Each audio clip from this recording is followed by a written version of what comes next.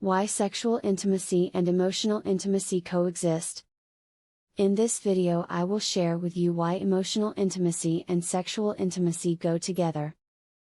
They actually are mutually exclusive, in committed relationships. Before we dive into it, please don't forget to give a thumbs up to this video, comment, and subscribe to my YouTube channel. If you're ready, let's go. An intimate relationship may not be able to develop into a mature, loving relationship if these two acts of intimacy are separate or unrelated.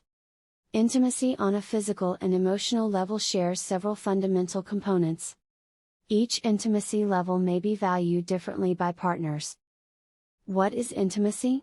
Intimacy is that sense of closeness, connection, and togetherness shared between two people is one of the most crucial and satisfying aspects of a happy relationship. Physical, or sexual, intimacy and emotional intimacy are both important when couples want to improve their marital satisfaction. What does this mean? Therapy is an opportunity to explore emotional and physical connection for couples who claim sex is fantastic but feel alienated from one another. Therapy is a chance to examine emotional and physical closeness for couples who claim to have a strong sense of love and admiration for one another but whose sex life has stalled to the point where their union is on the verge of being platonic. Here are 3 things I consider to be important truths about physical and emotional intimacy that all couples should know. 1. First thing couples should know about physical and emotional intimacy: in order to have a long-term commitment, you actually can't have one without the other. The importance of both emotional and physical intimacy cannot be overstated, at least not in the context of a successful long-term partnership. To be clear, you can engage in sexual intimacy without feeling anything emotionally. Physical intimacy or sexual attraction frequently comes first for many couples as the factor that causes both parties to buy into the relationship. Similarly, it's possible to connect and feel emotionally connected with someone without being attracted to them physically. But a couple can't develop into a mature, loving relationship if these two forms of intimacy continue to be distinct or fragmented.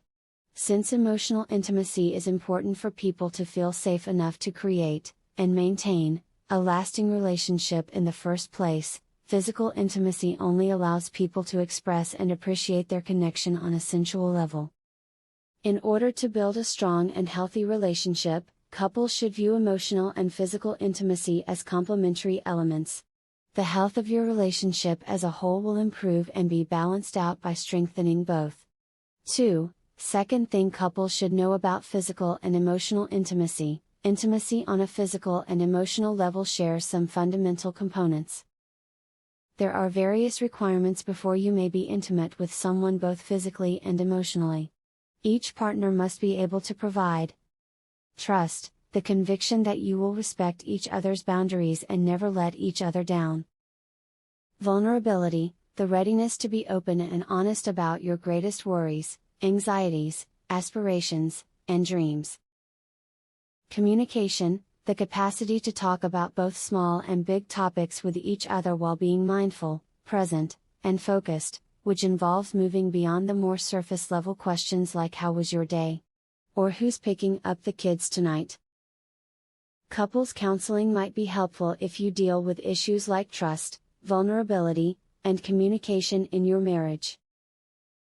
3. Third thing couples should know about physical and emotional intimacy: couples may value each type of intimacy differently.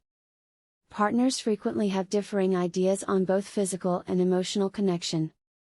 For instance, if one spouse places a higher importance on sexual intimacy, they might communicate their love primarily through physical touch and experience the greatest feelings of love when their partner reciprocates.